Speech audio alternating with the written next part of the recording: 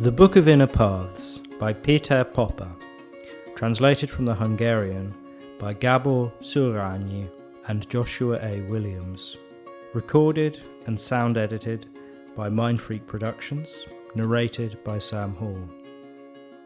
Episode 3: Enhancing Self-Control and Enriching Our Knowledge of Others through the Development of Observation and Memory. In this episode, methods for developing our capacity for observation and memory will be discussed. This series of exercises is beneficial for those whose capacity for observation is imprecise, whose reproductive memory is unstable and subject to forgetfulness, or simply not selective enough. This means that the memory does not store the main point, but rather clings to the unimportant details. The functions of the psyche, after all, create a unified structure. The effects of an improved capacity for observation and increased memory power are not only felt directly, for example at work, but rather radiate outwards, indirectly developing other abilities as well. Precise observation and the commitment of an observed item of importance to long-term memory and its accurate recollection raises one's level of consciousness. Knowledge of ourselves, our emotional reactions, our thoughts, and the precise registry of our own behavior deepens our self-knowledge and increases our capacity for self-regulation. We gradually eliminate those distortions which arise from our fears, vanity, desires, fantasies, and our preclusions.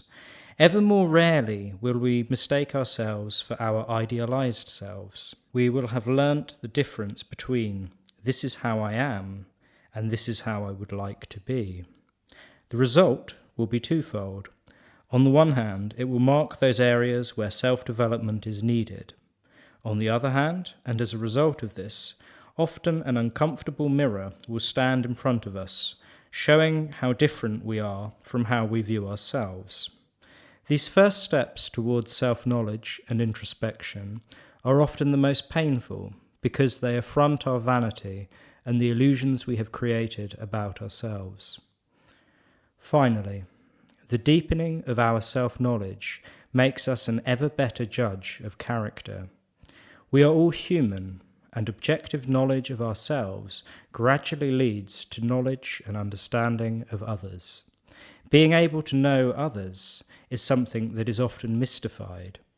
Often we refer to a gift, an intuition, or a special sense someone has about other people. Without denying the fact that being a good judge of character, as with everything, requires a certain sensitivity or talent, it must also be emphasized that this skill, to a certain extent, can be learned. This is comparable to how everyone can learn to draw or play music. Of course, this person will not necessarily become an artist. For this, a special talent is necessary. With the help of the self-improvement exercises, anyone can reach a level of impartial knowledge of others that can protect against bitter disappointment, false judgment, and realizations in hindsight. How could I have made such a mistake? Why didn't I realize it then, when I could have recognized 1,000 signs? The main impediment to understanding others is a lack of, or a distorted knowledge of oneself. Whether we like it or not, we project our inner state onto the outside world, and our relationship with ourselves defines our relationship with others as well. She who is overly strict and unforgiving with herself will act in the same way towards others.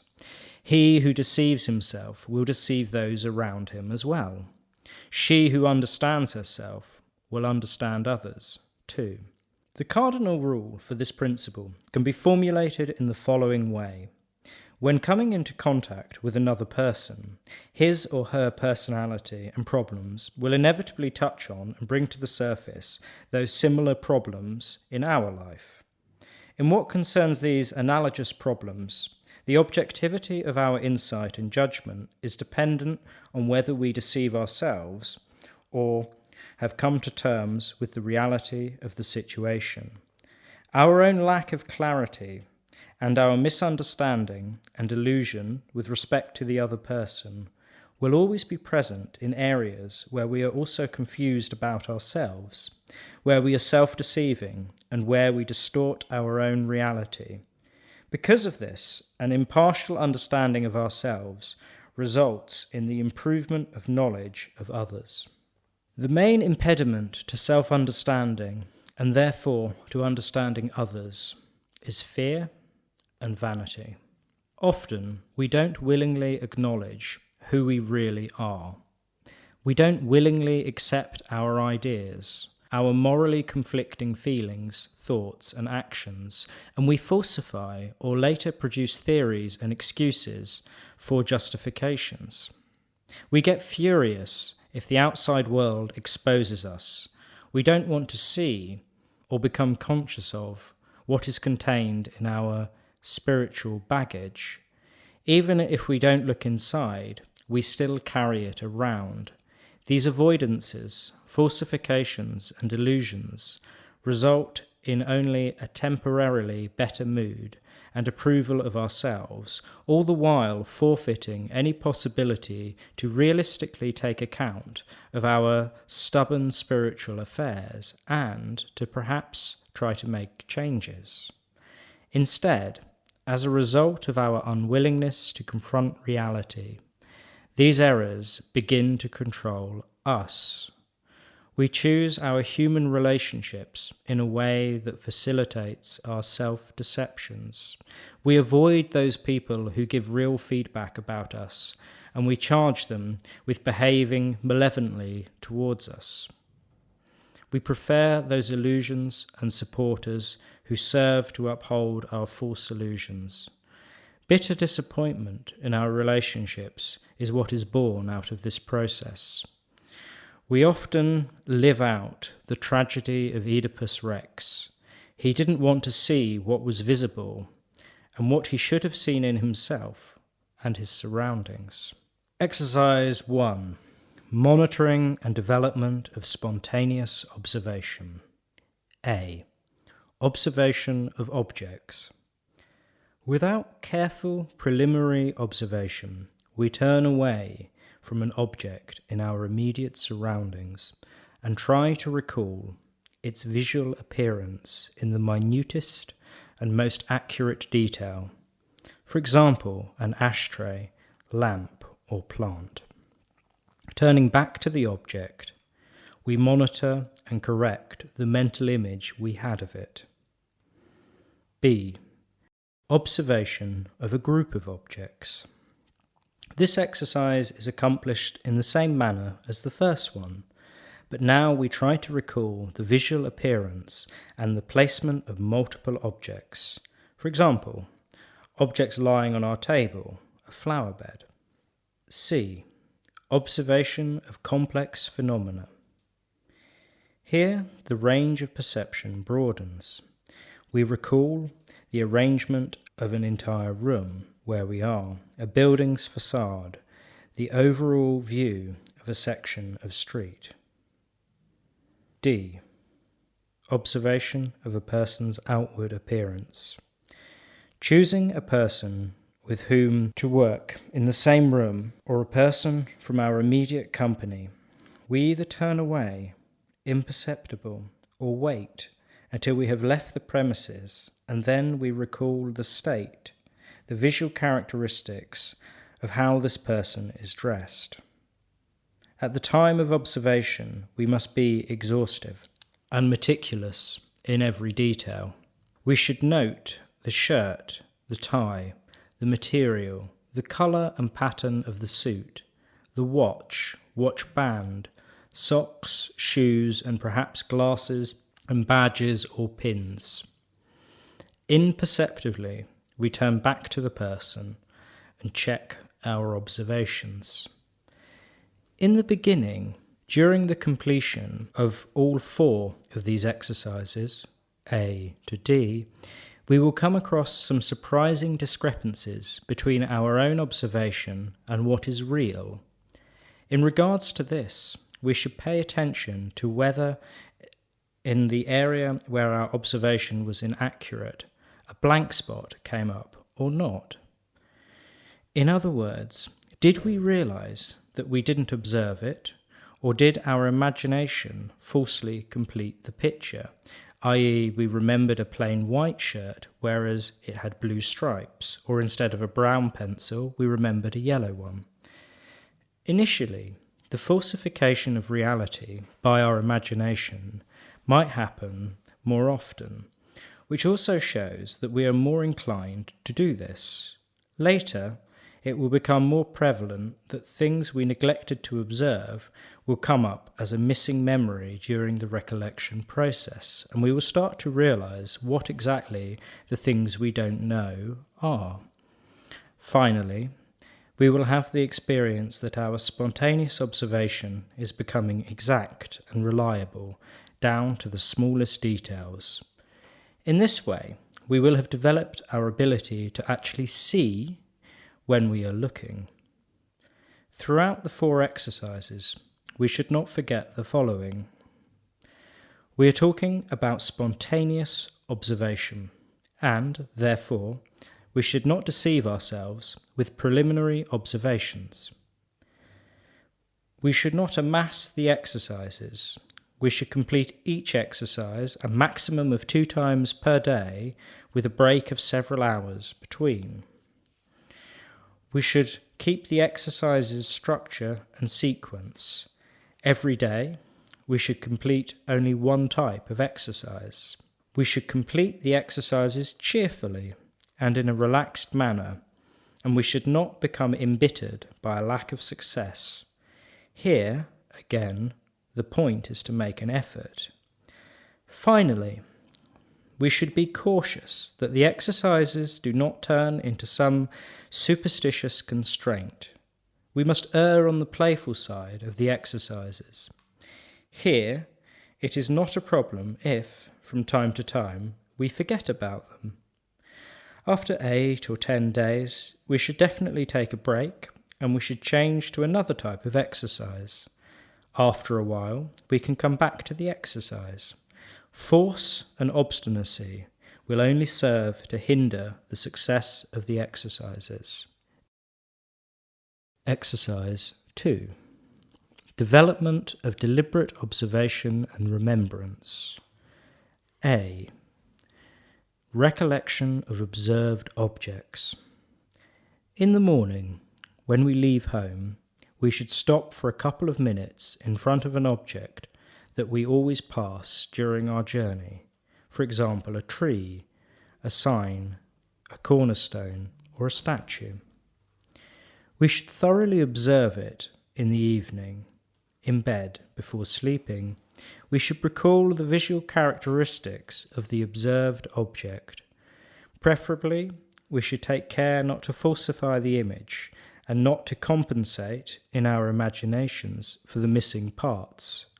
The next morning, standing in front of the aforementioned object, we should recite the remembered image from the night before, and we should compare it with the real image. We look at the object again in detail, correcting our errors. In the evening, we should try again to recall the image of the object, this time with greater accuracy. B.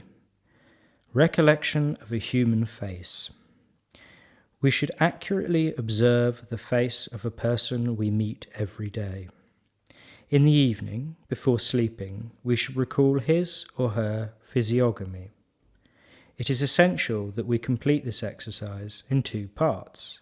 First, we should break the overall impression of the face into parts: the colour and placement of the eyes, the curvature of the eyebrows, the shape of the nose, the shape of the mouth, the form of the chins, the ear, the hair colour, and the limits of the face. Afterwards, we should observe the entire face and try to determine what about the overall picture and physiognomy is informative and what gives information about feelings, mood, and his or her psychological state. Gradually, We will also take note of the changes in physiognomy, as well as the temporary changes in the psychological states that accompany them. C. Recollection of human movement. We complete this exercise in a similar way, but now the object of observation is the entire human body and how it manifests itself in movement in typical situations. During the day, we should pay attention to body proportions, the form of the head, the curvature of the chest, the belly, if it exists, the length of the arms and legs, and the form of the hands, and so forth. After this, we should choose a typical situation, for example, when he blows his nose, eats, explains something in an excited manner, puts on his coat, or lights up a cigarette. In the evening, before sleeping, we should recall how he moves, how he holds his body, the flurry or relaxedness of his movements, the fluidity or awkwardness of his movements, the shaking of his hands, and so forth. Let the movements of the observed person affect us. We should make ourselves aware of what associations are stirred up in us and which moods are revealed. We could observe the characteristic attributes of a person's movements, as well as their slight variations, which express a temporary change in this person's psychological state. D. Recollection of a human voice.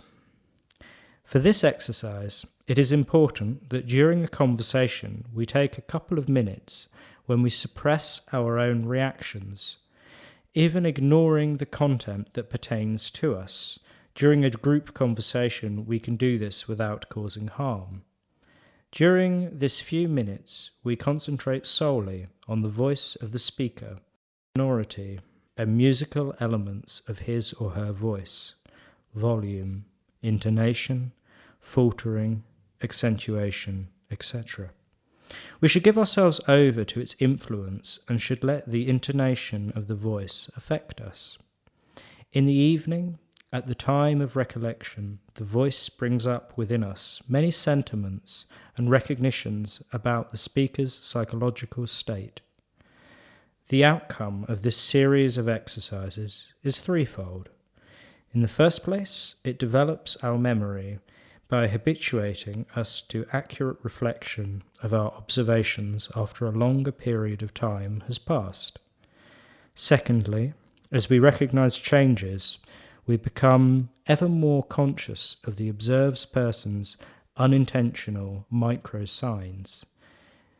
These are the signs in which his or her mood, passing emotions, and disposition are expressed. Finally, we imperceptibly become accustomed to the fact that we no longer need a special recollection time.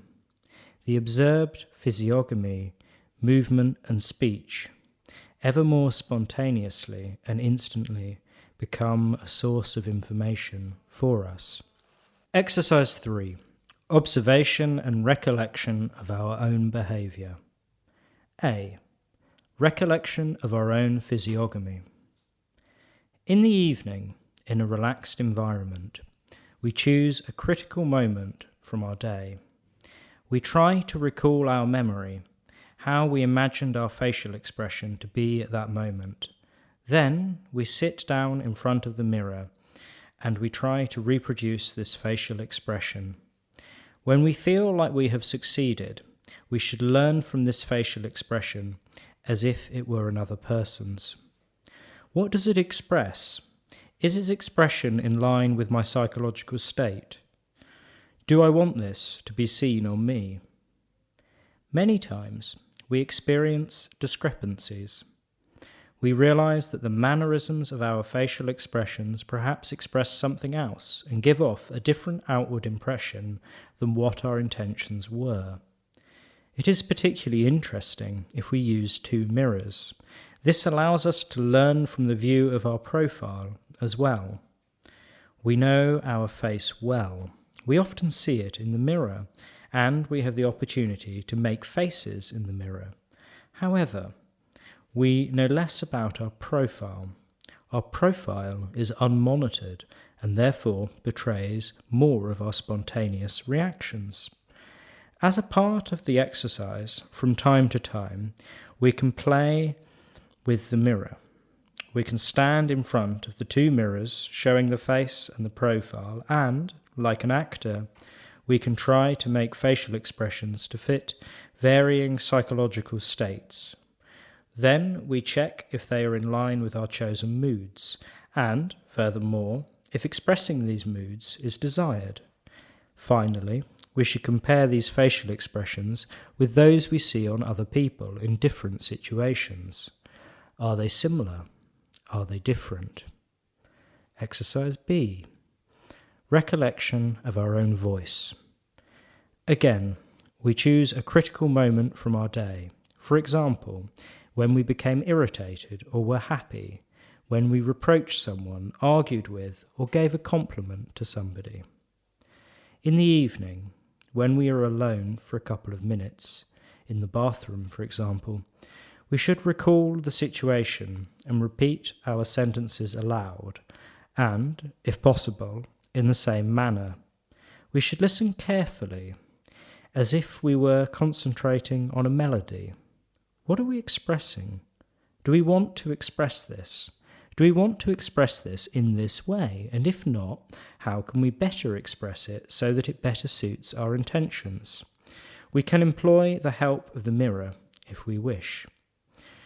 We should pay particular attention to the inadequate and false parts.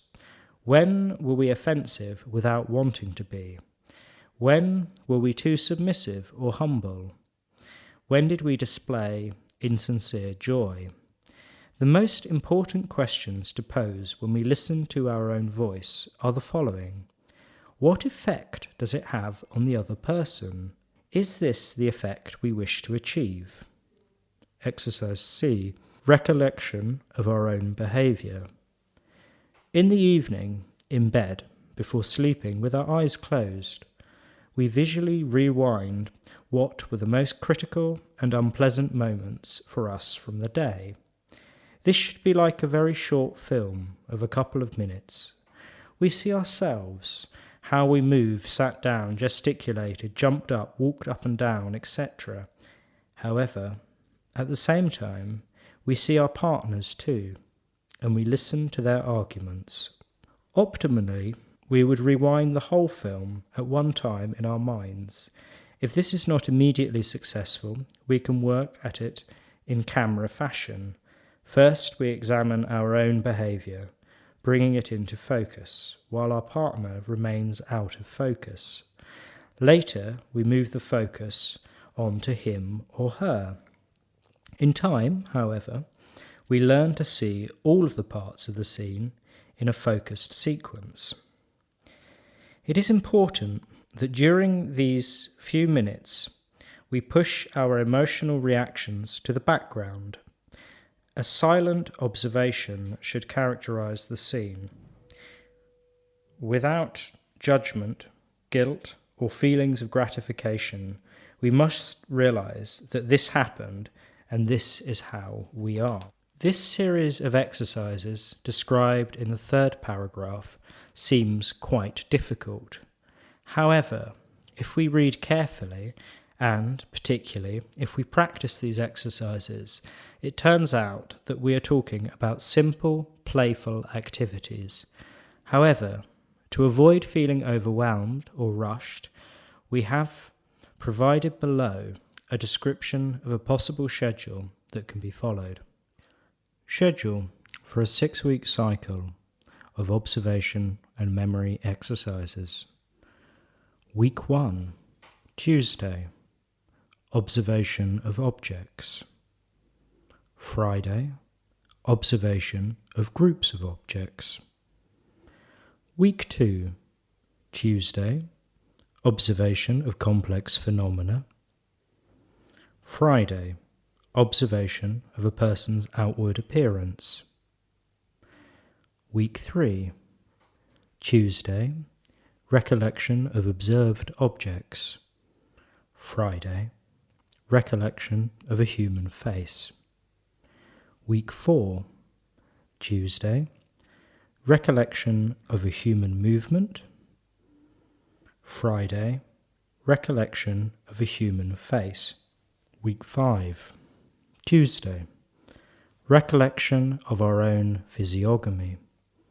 Friday, recollection of our own voice. Week 6.